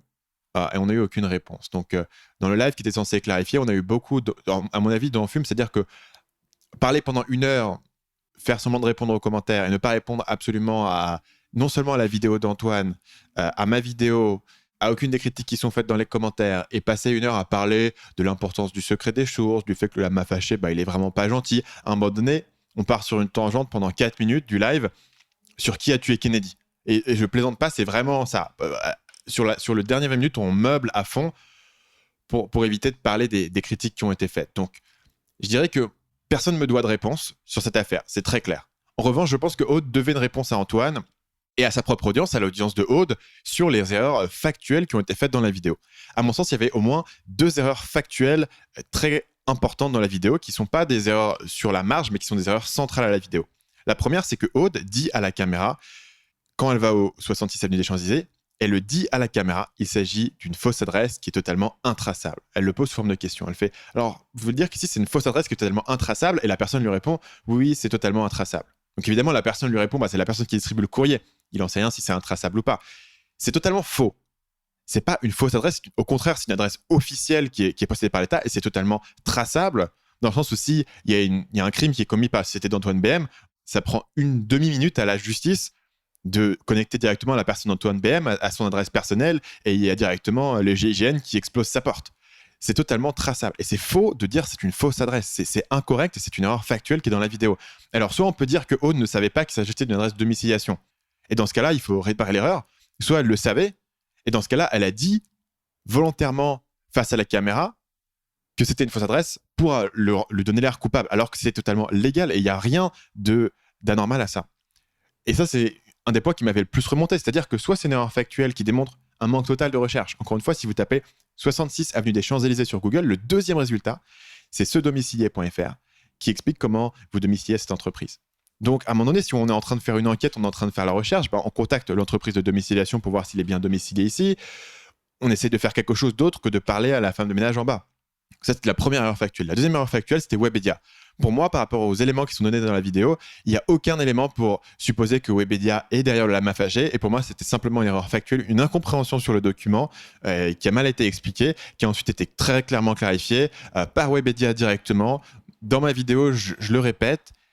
Et voilà, Aude, elle fait, Webedia ne veut pas en parler, alors qu'on lui a parlé, on lui a expliqué exactement quelle était son erreur, et dans son live, elle dit, personne ne veut en parler, le lama, il veut pas en parler, alors que le lama a répondu à sa vidéo dans un long commentaire, elle n'a jamais adressé certains éléments ici, notamment le lama explique que le règlement de YouTube a changé entre le moment où il a commencé à faire les concours et le moment où Aude fait sa vidéo, et qu'au moment où il a fait les concours, ça n'était pas interdit par le règlement de YouTube. C'est une information que je n'ai pas vérifiée, mais c'est bien possible que ça soit le cas parce que les concours où on demande de liker pour une vidéo, c'est extrêmement fréquent, y compris sur les plus grosses chaînes YouTube américaines, et c'est pas clair pour moi que c'est interdit par le règlement de YouTube. Mais Aude ne va à aucun moment répondre à ces éléments-là, à ces erreurs qui sont factuelles ou à ces questions qui sont factuelles. Donc, vous pouvez penser que je suis pas légitime pour en parler parce que j'ai un lien avec Antoine BM. Pour moi, ça semble bizarre parce que vous pouvez pas dire que dans une affaire, les seules personnes qui sont qualifiées pour en parler, c'est les gens qui n'ont aucun lien prouvé avec l'affaire. C'est-à-dire que dès qu'une personne qui est connectée, soit avec Webedia, soit avec Antoine BM, s'exprime, on dit ils sont biaisés parce qu'ils travaillent chez Webedia ou ils connaissent personnellement Antoine BM. Par contre, je vais prendre au pied de la lettre un informateur anonyme. Donc le live était un peu décevant parce que c'était censé être un live qui clarifie les choses. Au final, on se jette juste des fleurs sur le fait qu'on est journaliste, sous-entendu Marketing Mania et il n'est pas journaliste. Sous-entendu, évidemment, c'est moi qui lis ça. Mais en fait, ce qui était drôle dans le chat, ce qui était drôle et en même temps c'était du spam, c'est que tout le monde spammait Marketing Mania dans les commentaires parce que tout le monde voulait une réponse. C'était un peu pourquoi faire un live pour débriefer la vidéo? C'est juste pour littéralement repasser des extraits de la vidéo parce que dans le live on repassait régulièrement des extraits de la vidéo qu'évidemment tout le monde avait déjà vu et on se jetait des fleurs sur le secret des sources, etc. L'assassinat de Kennedy, moi ça m'a fait beaucoup rire. On se jetait des fleurs sur le travail d'enquête incroyable qui a pris plusieurs semaines, voilà. Et en attendant, tout le chat spam Marketing Mania, il y a un moment qui est assez... J'avoue, c'est très mesquin de ma part, mais bon, il faut dire que quand on est dans une affaire comme ça, face à quelqu'un qui fait preuve, à mon sens, de mauvaise foi, c'est marrant de voir que les gens le voient du même point de vue que moi. Si vous allez dans la vidéo de Aude, le live, vers 55 minutes 49, Aude va prendre un commentaire de l'audience. Et voilà ce que le commentaire dit. Je suis prof des écoles, mais CM2 regarde le lama et Thibaut InShape. Plus réponse à Marketing Mania, point d'interrogation. C'est un commentaire qui demande directement une réponse à Marketing Mania ou voir si Aude a une réaction par rapport à cette vidéo. C'est un commentaire qui est fait a priori en toute bonne foi par quelqu'un qui est prof des écoles, qui est probablement fan de Aude et qui pense que son travail est important pour débunker les fakes. Et Aude va lire le commentaire à l'antenne et va plus ou moins y répondre, mais elle ne lit pas la partie qui demande la réponse sur ma vidéo. Elle va dire « Ah, je suis prof des écoles. Ah, tiens, Thibaut InShape, c'est qui Thibaut InShape ?» Je vous invite à le regarder. C'est à 55 minutes 49 dans la vidéo pour que vous sachiez que je ne suis pas encore en train d'inventer. Et ensuite, vous regardez le chat et tout le monde tape Marketing Mania. Encore une fois, je ne pense pas que Aude me devait une réponse. Je pense qu'il y avait des éléments factuels dans la vidéo qui, je pense, auraient dû être corrigés. Et je pense qu'elle devait une réponse à Antoine BM puisqu'elle a quand même balancé son nom et son visage en disant il n'a pas voulu s'excuser, il n'a pas utilisé son droit de réponse. C'est un peu scandaleux de sa part dans le sens où il a fait une longue vidéo en réponse et qui répond à toutes ces histoires de fausses adresses et explique pourquoi c'est faux. Il a fait une longue vidéo en réponse. Pour moi, ça s'appelle un droit de réponse. Le fait qu'il n'ait pas voulu s'exprimer dans la vidéo, pour moi, c'est une bonne stratégie. Et Antoine et Félix m'en ont parlé après et j'ai directement pensé que c'était une bonne idée de ne pas s'exprimer directement dans la vidéo d'Aude par rapport à la mauvaise foi dont elle fait preuve. Par rapport au montage qui est fait sur le mec de Webedia qui dit quelque chose de tellement raisonnable et qu'elle fait passer pour un menteur. Tout simplement au niveau de son montage et de son cadrage. Il valait mieux s'exprimer sur sa propre antenne, sans être monté par quelqu'un d'autre, en ayant le temps de s'exprimer, sans qu'on puisse tourner ses mots dans un sens ou dans l'autre.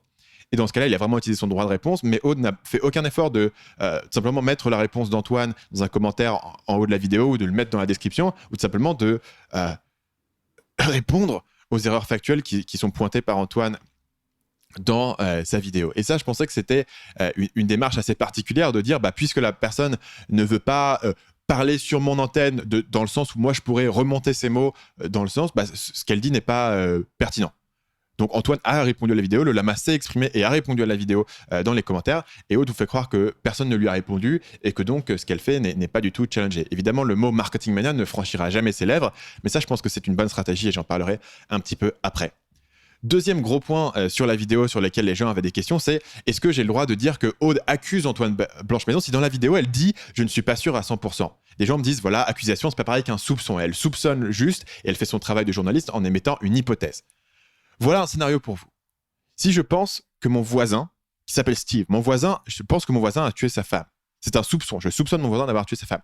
Si je dis publiquement sur une vidéo qui va faire 1 million de vues, entre YouTube et Twitter, cette vidéo a fait 1 million de vues. Si je dis publiquement, je pense que Steve a tué sa femme, mais je suis pas sûr à 100%. Il faudrait trouver l'arme du crime pour faire une preuve formelle. Si je dis publiquement mon soupçon, est-ce que c'est toujours un soupçon? Est-ce que ça devient une accusation? Pour moi, une accusation n'a pas besoin d'être quelque chose où vous êtes sûr à 100%, par définition. C'est-à-dire que si quelqu'un est accusé d'un crime en justice, si la police thaïlandaise vient et accuse Steve d'avoir tué sa femme et le met en prison en attendant jugement, la police n'est pas en train de dire le mec est coupable à 100%. La police est en train de dire on pense qu'il est coupable, on accuse ce mec d'un crime, la justice déterminera s'il est coupable. Une accusation, ça ne veut pas dire que vous êtes sûr à 100%, ça veut dire que publiquement vous dites je pense que cette personne est coupable. Et la question ici, c'est est-ce que Aude pense que Antoine BM est coupable ou non? Ici, elle ne peut pas répondre à cette question. Pourquoi? Parce qu'elle est un peu dans un piège. C'est-à-dire que si elle dit en fait j'ai jamais vraiment pensé que c'était lui, on peut lui dire c'est quand même chaud d'avoir balancé son nom et son visage dans une vidéo à 1 million de personnes, de l'accuser d'être cette chaîne détestée de tous pour que le mec se fasse publiquement harceler si t'étais pas sûr. D'un autre côté, si elle dit j'étais sûr, on est obligé de lui demander où étaient tes preuves. Et donc on a dans la vidéo la phrase vraiment douteuse qui est de dire je suis pas sûr à 100%. Le problème c'est quand vous dites je suis pas sûr à 100%, ce que ça sous-entend c'est que vous êtes sûr à 90%, 95%. C'est bizarre comme formulation si vous êtes sûr à 20% ou 10% que le mec est là. Et si vous êtes sûr à 20% et 10%, est-ce qu'on peut justifier, en étant journaliste, de balancer le nom et le visage de quelqu'un? Donc, quel est le pourcentage de certitude de Aude dans la vidéo? Elle ne le clarifie jamais. Elle dit « je ne suis pas sûr à 100% » et on sous-entend que le pourcentage de soupçon est très élevé. Maintenant, Aude a clarifié, c'est dire, dans la description de la vidéo, elle explique que dans un tweet qui date du 7 mai, elle clarifie son niveau de confiance. Et si on va lire les tweets, et je vais vous faire un tout petit cadrage émotionnel là, mais si on va lire les tweets, on va voir qu'il y a un haut niveau de confiance. Et il y a pas mal de tweets que je vais vous lire dans la suite. C'est une chaîne. Je ne vous lis pas l'ensemble des tweets qui sont dans le thread Twitter, mais vous pouvez aller le voir, je vous le mettrai dans la description, ça date du 7 mai. Par contre, je nommais pas d'éléments. Donc tous les éléments que je vous dis sont contigus. Et c'est un petit peu long, mais je vous le lis entièrement. J'ouvre les guillemets. Par ailleurs, je ne l'ai pas mis dans la vidéo, mais une autre source très très proche du dossier, pour parler en mode canard enchaîné, m'a laconiquement parlé d'Antoine BM comme du gérant du Lama Fâché, en rétropédalant immédiatement. 3 petits points. À partir de ces éléments, pouvons-nous affirmer de manière, en gras, ferme et définitive qu'Antoine BM gère actuellement le compte du Lama Fâché? À mon sens, même si ces éléments ne plaident pas franchement en sa faveur, ils ne sont pas suffisants à établir en majuscule une preuve formelle qu'Antoine Blanche-Maison pilote le Lama. Après tout, on peut toujours imaginer que dans un monde un peu fou, et parfois il l'est, ces deux sources m'auraient menti ou se seraient trompées. C'est bien pour ça que j'ai gardé la phrase « Il est impossible d'être sûr à 100% que c'est Antoine Blanche-Maison » derrière le Lama, pour avoir la preuve, entre majuscules, définitive qu'Antoine BM gère le Lama. Il m'aurait fallu quelques semaines d'enquête de plus avant de pouvoir trouver des entre majuscules documents permettant de rattacher le Lama à une personne humaine et non à un compte YouTube. Je n'ai pas eu le temps de le faire et je me suis surtout concentré aussi sur Webedia, Talent Web. C'était à mon sens une piste plus intéressante encore à creuser. Donc ici, la phrase essentielle, et je ne voulais pas la sortir du contexte, parce que je voulais lier tout le contexte, la phrase essentielle ici, c'est « Après tout, on peut imaginer que dans un monde un peu fou, entre parenthèses, et parfois il l'est, ces deux sources m'auraient menti ou se seraient trompées. » Donc essentiellement, on est en train de dire que c'est Antoine BM, ces sources me l'ont dit. Bien sûr, quand vous citez une source anonyme, la crédibilité de la source anonyme passe sur vous, c'est-à-dire vous dites « J'ai vérifié la source », donc à partir du moment où vous mettez une accusation d'une source anonyme sans mettre en doute la crédibilité de la source, c'est essentiellement la même chose que si vous portiez l'accusation. À partir du moment où vous décidez de passer ce témoignage sans montage, comme l'a fait Aude à la fin de sa vidéo. C'est-à-dire qu'à la fin de la vidéo, on passe un témoignage qui dit « Oui, c'est lui ». Aude nous regarde en levant le sourcil en disant « Haha, je l'ai bien eu ». Et la vidéo se termine. À aucun moment, on ne met en doute ça. Donc, l'idée ici, c'est que dans un monde un peu fou, peut-être que les deux sources ont menti ou se sont trompées, et donc Antoine BM est innocent. Donc, le niveau de confiance ici, de la culpabilité d'Antoine BM, dans la vidéo originale de Aude et dans les tweets qui ont suivi dans les jours suivants, était très élevé. Ensuite, dans le live, elle a voulu un peu réécrire l'histoire en disant « Bah en fait, non, j'ai jamais dit que c'était lui à 100%. » Effectivement, mais si vous dites que c'est lui à 95% de manière publique, si vous avez un dossier à charge qui inclut des éléments qui sont tordus pour le rendre plus coupable, qui inclut des erreurs factuelles comme le fait de dire qu'il a une fausse adresse, est-ce que ça ne revient pas à une accusation publique ou est-ce que ça ne revient pas essentiellement à la même chose, c'est-à-dire lancer de la boue sur quelqu'un sans preuve, ou plutôt avec pour seule preuve des témoins anonymes, et ensuite dire bah voilà, je l'ai jamais vraiment dit à 100%, donc au final on n'a pas à me demander d'expliquer mes erreurs. Voilà. Petite parenthèse sur les témoins anonymes, parce que Aude a fait un long laïus dans son live sur le secret des sources. Il y a une vidéo de Hugo Décrypte aussi qui résume un peu l'affaire et qui disait que dans ma vidéo, le point central, c'était les témoins anonymes. Rappelons que dans ma vidéo sur What the Fake, il y avait 3 techniques, le spectacle, le cadrage émotionnel et les questions orientées. Donc là-dedans, il n'y avait pas du tout l'utilisation de témoins anonymes n'est pas considérée dans ma vidéo comme une technique de manipulation. Et mon lien avec Antoine BM n'est pas un argument. Et c'est mon 3e point, c'est que j'ai jamais dit que ma relation avec Antoine BM était une preuve ou un argument qu'Antoine BM n'était pas coupable. Le moment où je parle de ma relation avec Antoine BM, c'est un prologue. Donc dans la vidéo, il y a marqué à l'écran prologue de full disclosure. Donc full disclosure en anglais, c'est je vous révèle les choses que vous avez besoin de savoir avant de commencer la vidéo. Ensuite, je dis à l'oral. Avant de commencer la vidéo, il faut que je vous explique pourquoi je suis aussi touché par cette affaire. Et à la fin de ce prologue où je parle de ma relation avec Antoine BM, je dis bon voilà, j'ai fini de parler de moi. Maintenant, passons aux 3 tactiques de manipulation de Aude What the Fake, sachant que le titre de la vidéo, c'est les 3 tactiques de manipulation de Aude What the Fake. Donc à aucun moment, je dis que ma relation avec Antoine BM est une preuve de quoi que ce soit. Ce que je dis, c'est que Aude accuse quelqu'un sans preuve. Et bien sûr, je ne peux pas prouver qu'Antoine BM est innocent parce que je ne peux pas prouver que qui que ce soit est innocent de quelque crime que ce soit. Puisque si le mec n'a aucun lien avec Antoine BM, il n'y a aucun document, il n'y a aucun lien entre le Lama Fâché et Antoine BM. La seule manière de le prouver, ça serait de connaître le vrai Lama Fâché. Et il y a des gens qui ont dit pourquoi est-ce qu'Antoine BM et Marketing Mania ne s'allient pas à Aude pour aller traquer le Lama Fâché. Qu'est-ce que vous voulez qu'on fasse? Nous, on est des mecs qui font des vidéos YouTube de marketing, on n'est pas des journalistes d'investigation. On n'a pas de connaissance particulière de l'identité du Lama Fâché. Donc, il y avait 2 objectifs pour moi de parler de ma relation avec Antoine. C'était numéro 1, que les gens qui ne me connaissent pas et qui rentrent dans la vidéo sachent que j'ai une relation privilégiée avec une des 2 personnes. Dans le même sens où si je vais parler de quelque chose et que j'ai un intérêt personnel dans cette chose, que je connais une des personnes, que c'est un business que je possède ou que je soutiens ou que je suis depuis longtemps, forcément, je vais en parler pour que vous compreniez le point d'attaque que j'ai sur cet angle. C'est juste une transparence, essentiellement. Le 2e point pour lequel j'expliquais ma relation avec Antoine, c'était pour que mes abonnés comprennent pourquoi est-ce que je parle de ça. Parce que je parle pas d'habitude de vidéos et je parle pas aussi de drama. Et si je parle de quelque chose, c'est parce que c'est quelque chose qui me semble intéressant à analyser d'un point de vue psychologique, ce qui était le cas ici. Et je dois avouer qu'il y avait aussi ce côté personnel. Les gens ont l'impression de penser que je suis un espèce de pourri pour faire une vidéo où je défends un ami, j'ai pas envie d'être pote avec vous, quoi. C'est-à-dire que si vous pensez que le simple fait de défendre un ami en soi est un élément à charge qui dit que vous êtes un pourri et que vous méritez pas d'être écouté, bah super. Je dirais que si quelqu'un accuse à tort un de vos amis, que vous avez l'influence avec une grosse chaîne YouTube de pouvoir le défendre, je pense que c'est tout à votre honneur d'en parler. Après, forcément, ça teinte le message ensuite. Mais je pensais que la vidéo qui avait ensuite, notamment les éléments factuels sur la fausse adresse, les éléments factuels sur Webedia, était suffisamment fort pour que ce soit pas un truc qui est lié au biais que je peux avoir ou non avec Antoine BM. C'est-à-dire que même si je suis marié avec Antoine BM et même si je suis Antoine BM, même si Antoine BM répond, quand il vous dit que c'est pas une fausse adresse, c'est pas une fausse adresse, c'est quelque chose qui est vérifiable. Vous pouvez taper sur Google l'adresse du 66 avenue Champs-Élysées et voir ce domicilier.fr. Vous pouvez vous renseigner sur leur site, sur les services qu'ils proposent, voir que c'est totalement légitime et légal. Et peu importe le biais que vous pouvez avoir en donnant cette information, l'information reste valide. Finalement, la partie la plus spéculative de ce laïus que je suis en train de faire, c'est l'analyse que j'ai sur l'affaire en entier. Parce que j'ai dit au départ, il y avait un côté un peu bizarre à cette affaire. C'est-à-dire que pourquoi Aude prend un tel risque, notamment à partir du moment où vous êtes financé par France Télé, c'est quand même une bonne situation. Il y a peu de youtubeurs qui ont un financement service public garanti pour leurs vidéos, surtout quand on a, je crois que quand Aude a commencé la vidéo, elle avait quelque chose comme 40 000 abonnés. Donc c'est une bonne sécurité financière qui est enviable. Et pourquoi est-ce que Aude irait mettre tout ça en danger pour une vidéo et pour accuser un mec comme Antoine BM, quoi? Quelle dent est-ce qu'elle aurait contre ce mec? La motivation de Aude semble pas claire dans cette affaire. Et je me suis aussi beaucoup posé la question. Et du coup, je me suis fait une petite théorie parce qu'à un moment donné, je me suis posé la question. Et je dis pas que cette théorie est vraie, c'est juste une spéculation parce que les gens m'ont posé la question de mon avis là-dessus. Je pense qu'il s'est passé 5 choses.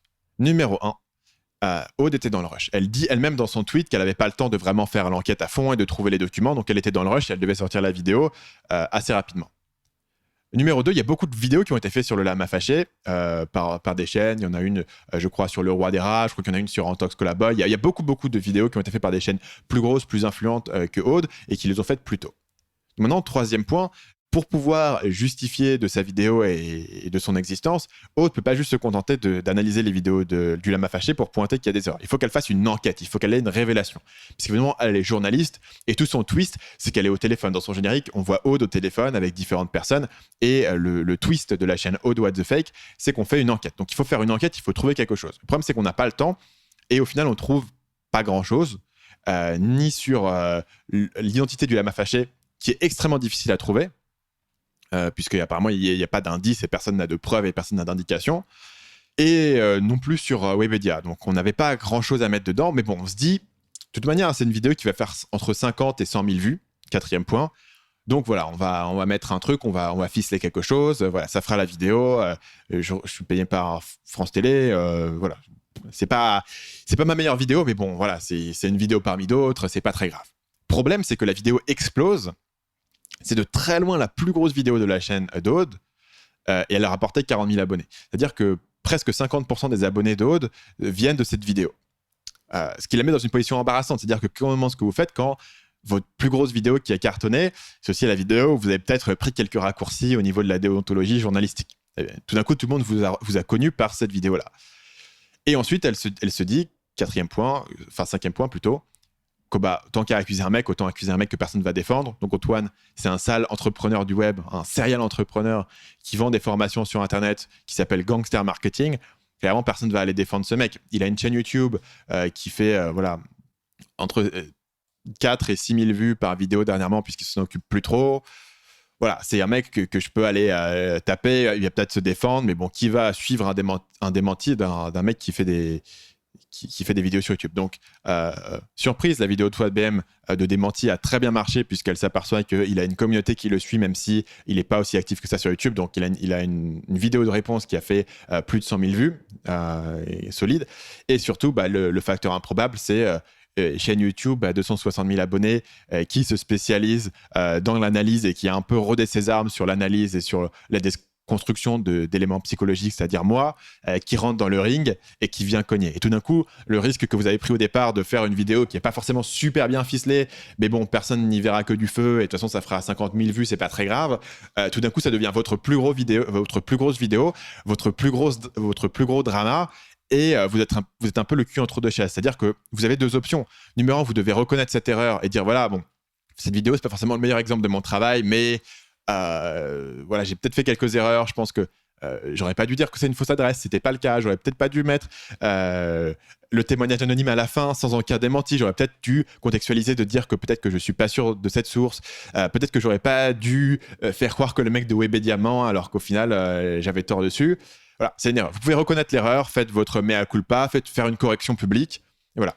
Le problème, c'est que c'est un gros risque. Soit les gens vont vraiment vous respecter pour votre travail de journaliste qui est prêt à admettre son erreur, et pour tout le restant de votre vie, vous allez avoir ce crédit d'avoir su reconnaître quand vous avez fait une erreur. Ou alors, les gens qui vous ont pour la moitié connu sur cette vidéo vont s'apercevoir que la vidéo qu'ils ont vue de vous, en fait, tenait pas debout, que les critiques qui vous sont faites sont légitimes, et vous allez avoir une grosse perte d'audience. Et donc, vous avez perdu votre plus grosse opportunité de faire le buzz de votre carrière. Donc, c'est un gros risque de reconnaître l'erreur. L'autre option, c'est de faire l'autruche, et j'aime bien l'expression, puisqu'évidemment, Aude accuse le lama fâché de faire l'autruche alors qu'il lui répond. Faire l'autruche et de vous dire que voilà, toutes les critiques légitimes, c'est des haters, c'est juste des gens qui se défendent, qui ont un intérêt personnel. Donc, Antoine BM, il se défend, mais bon, après tout, ça se trouve, c'est lui le lama, et donc il envoie juste de la fumée. Marketing Mania, il défend, mais bon, de toute manière, c'est aussi un sale marketeur, et puis de toute manière, il connaît Antoine BM, donc voilà, j'ai pas besoin de lui répondre. De toute manière, lui, il est même pas journaliste accrédité, donc comment est-ce que vous pouvez même écouter une telle personne, quoi. Et faire qu'on va délégitimiser les gens qui posent des questions. On va totalement ignorer, par exemple, sur le live, les gens qui spamment Marketing Mania. Alors, pour le coup, effectivement, c'est du spam, mais en même temps, quand vous avez la plupart des gens qui sont sur votre live qui veulent une réponse à une certaine question, vous pouvez à la limite dire on va pas en parler. Mais je pense que c'est un risque sur le long terme. C'est-à-dire que sur le long terme, cette affaire, contrairement à ce que pense Aude, elle va pas disparaître aussi facilement que ça. Donc, quand vous tapez Aude White the Fake, il va quand même avoir cette vidéo qui va ressortir, il va quand même avoir le démenti d'Antoine qui va ressortir, il va quand même avoir ma vidéo qui va ressortir, et c'est des erreurs qui sont restées sans aucune réponse ou sans aucune continuation de Aude. C'est-à-dire qu'on n'a jamais compris pourquoi est-ce qu'elle a dit que le 66 avenue des Champs-Élysées était une fausse adresse. On ne sait pas si c'était une erreur, on ne sait pas si c'était quelque chose qu'elle a dit dans le feu de l'action et qu'elle a gardé au montage, on ne sait pas. Et elle n'en parlera pas, et c'est trop tard maintenant plus ou moins pour en parler, puisque le live était l'opportunité. Donc ça va rester. La question, c'est de savoir si son audience sera suffisamment fanatique pour lui pardonner, ou si les vidéos suivantes vont être beaucoup plus prudentes et beaucoup plus circonspectes là-dessus et vont un peu lui racheter son image. La question reste ouverte, je ne sais pas. Personnellement, je pense que reconnaître les erreurs aurait été la meilleure stratégie, mais bien sûr, je ne suis pas dans la tête de Aude là-dessus. Dans les deux cas, il y avait un risque, il n'y avait pas de bon choix. Je dirais que le choix de ne pas me nommer, c'était une bonne idée, et je l'ai mentionné plusieurs fois, parce que à partir du moment où vous me nommez, les gens peuvent aller voir ma vidéo et voir mon point de vue, donc c'est un problème. Et ensuite, si vous nommez Marketing Mania et vous faites une réponse à Marketing Mania, vous légitimisez le fait que moi, je fasse une deuxième réponse derrière. Ce que je ne ferais pas en l'occurrence, parce que ça semblerait mesquin. Et là, bien sûr, j'en parle à la fin de mon podcast, mais c'est quelque chose que seul le cœur de mon audience va vraiment suivre ce podcast, surtout au bout d'1h20 de podcast continu. Voilà, c'est pas quelque chose qui va buzzer, donc il n'y aura pas de contre-réponse de ma part, puisqu'il n'y a pas eu de réponse à ma vidéo de la part d'Aude, pardon. Il reste que le live, c'était un fiasco. Le live aurait dû être annulé. Le problème, c'est que le live était annoncé avant ma vidéo.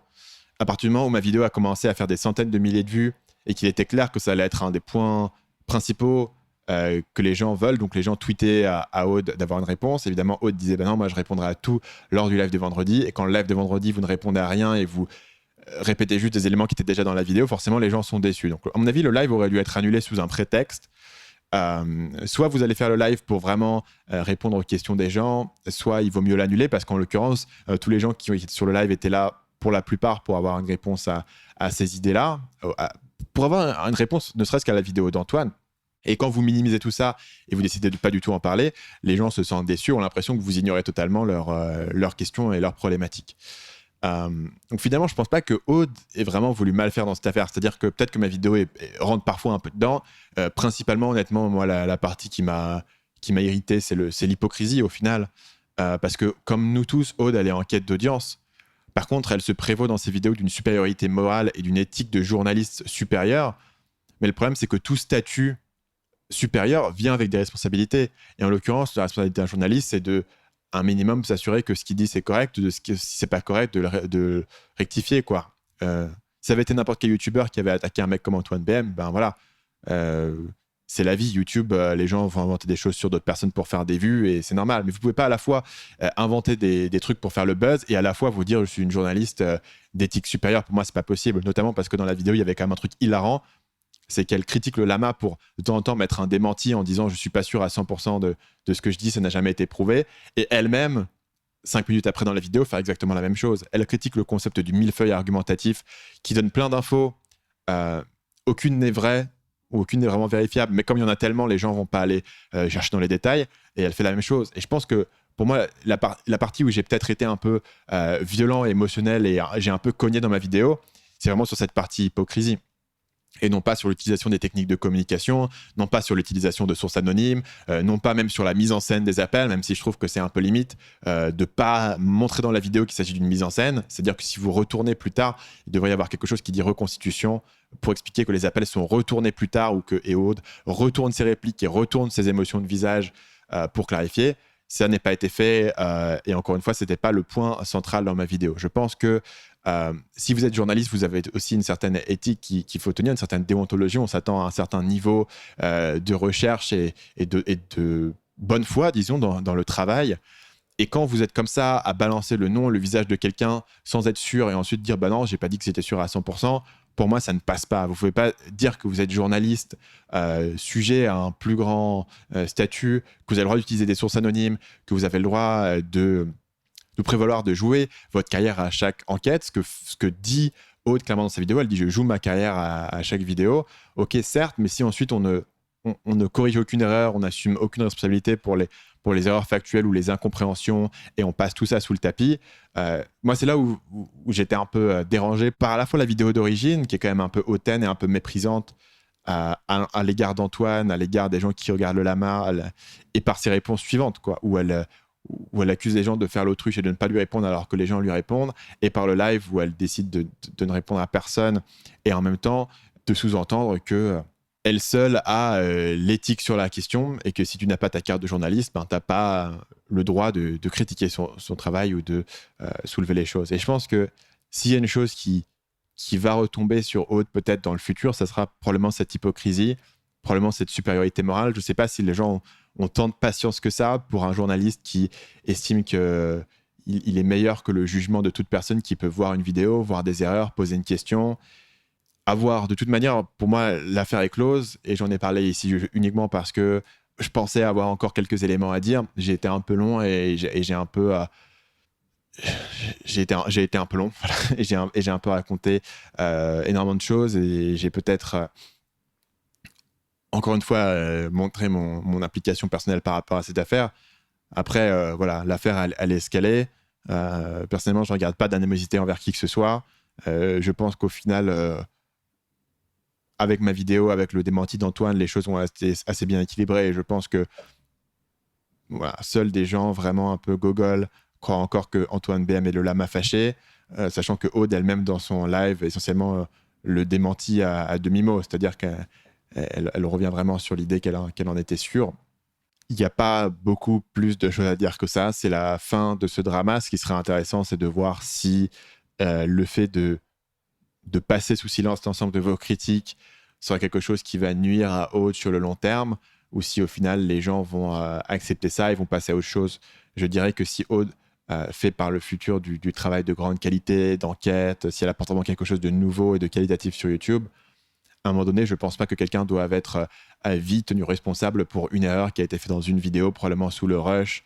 Je pense qu'elle mérite de se faire pardonner si ensuite elle fait mieux. Je pense qu'Antoine méritait une excuse. Peut-être que c'est mon biais personnel de connaître le gars, mais je le connais comme quelqu'un de terre à terre qui a juste envie de vivre sa petite vie et faire ses voyages et pas se faire emmerder. Je pense que parmi tous les gens qui méritaient de se faire emmerder par un journaliste dans le domaine du web marketing, c'était pas lui qu'il fallait choisir.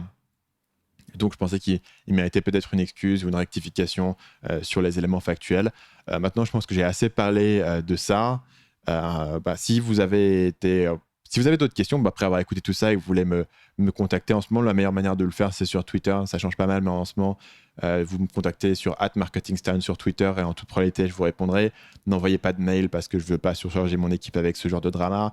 Ne mettez pas de commentaires sur la vidéo. Vous pouvez mettre des commentaires sur la vidéo, mais ne vous attendez pas à ce que je réponde aux 4000 commentaires qui sont déjà sur cette vidéo. Voilà, c'est la fin de cette affaire. Merci d'avoir écouté l'épisode jusqu'au bout. Merci d'avoir écouté la première partie qui était quand même plus importante sur les éléments psychologiques. On se retrouve dans 2 semaines pour le prochain épisode du podcast Marketing Mania.